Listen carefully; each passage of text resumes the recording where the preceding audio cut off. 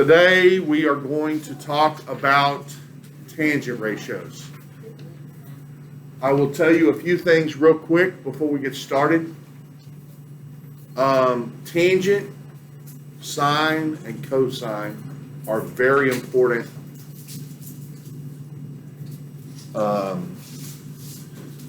in real life, not in everyday life, but they're used for a bunch of things. They all come from the Pythagorean theorem.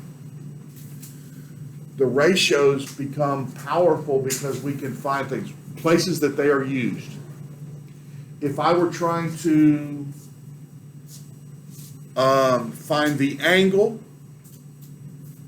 of a gun, and I was trying to shoot down an airplane, like in the war, right?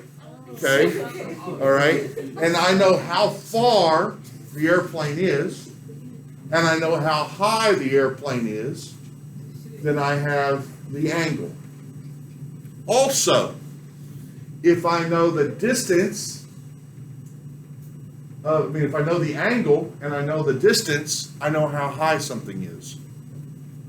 Those are the kinds of things. They use them in those kinds of things. But the other thing is that they're used a lot in calculus and in pre-cal.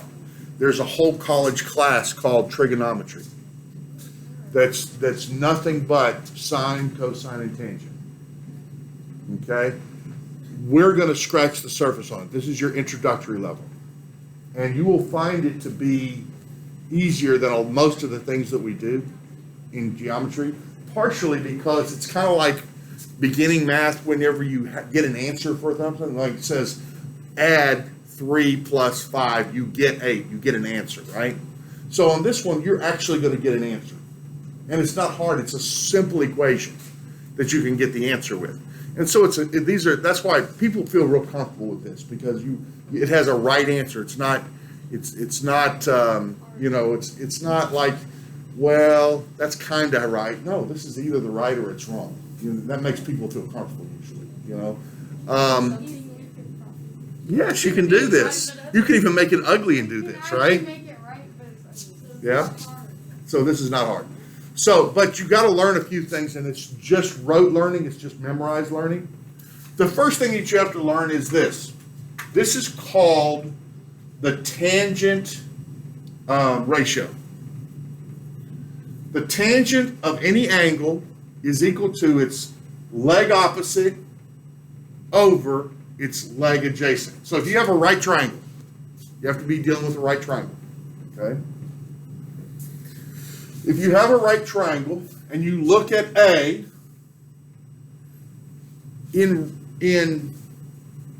with respect to A, there are three sides. Is the hypotenuse, which is this one, right? We're not going to deal with that today.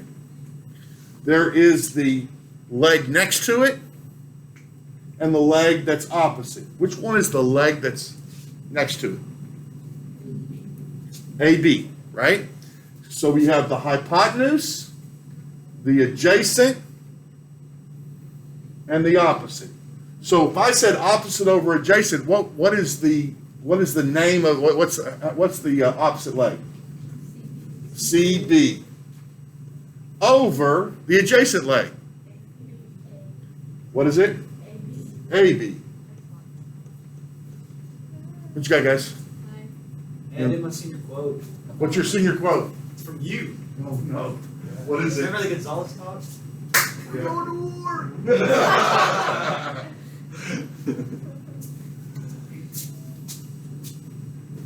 All right. C. So if we talk about the tangent of C, what's it going to be? Tangent of C.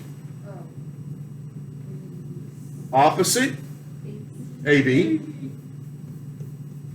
over adjacent. What? CB. Correct. Because we don't use the hypotenuse on this one. Okay. We'll use it on the other ones, sine and cosine. But on tangent, we're only going to use opposite and adjacent. All right?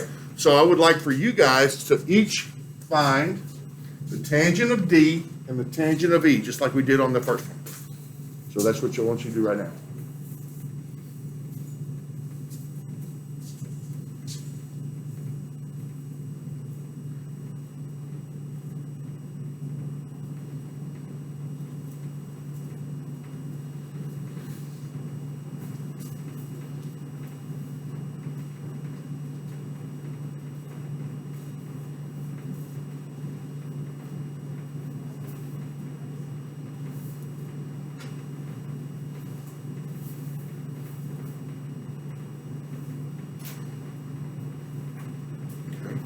So you should have found the tangent of D to be opposite FE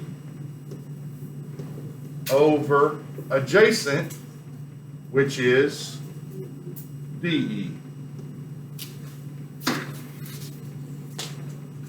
We all correct?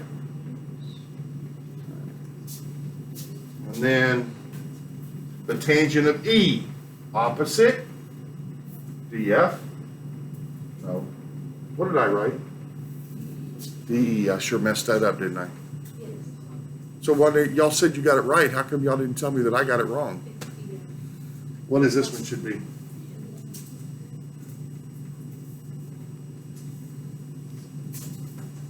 DF. So now, tangent of E. What is it? DF over FE. Very good. All right. Sorry I messed that up. Y'all got it right probably. All right, let's see the next one. Now,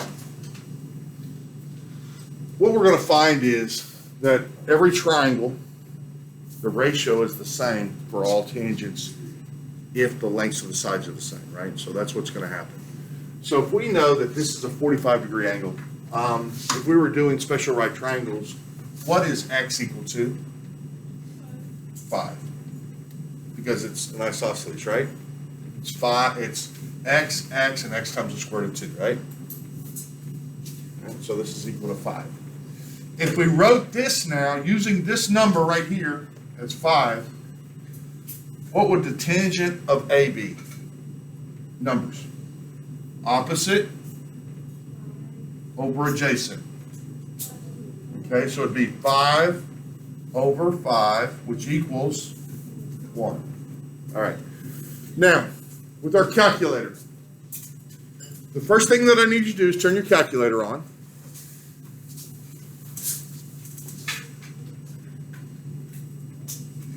Okay? Everybody has to have a calculator today.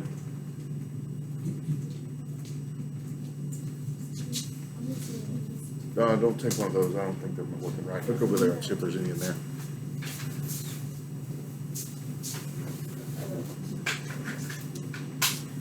My calculators are starting to break. I'm having some issues. I've thrown away about 5 of them in the last couple of weeks. They're probably 25 years old, so some of them. All right, so what I'd like you to do, first thing you need to do is hit the mode button on your calculator. Mode. Hit the mode button. When you hit the mode button, most of them probably the third thing says degrees and radians and degrees, right? All right. And for most of you, the degrees is highlighted. That's what has to be highlighted. So if yours doesn't, because she just got hers off the rack, she's got to highlight it and hit enter. Okay, and now it's set in degrees. Degrees is what we're going to do in this class most of the time. When you get into calculus, you're going to deal mostly with radians. That's why that's the default setting is radians. Like if you did a clear, it'll go back to radians. And you need to make sure that your calculator is in degrees. Every time you use it, you need to make sure that your calculator is in degrees. Even the calculator on your phone, that you can use the calculator on your phone, it has tangent on it if you turn it sideways. Okay?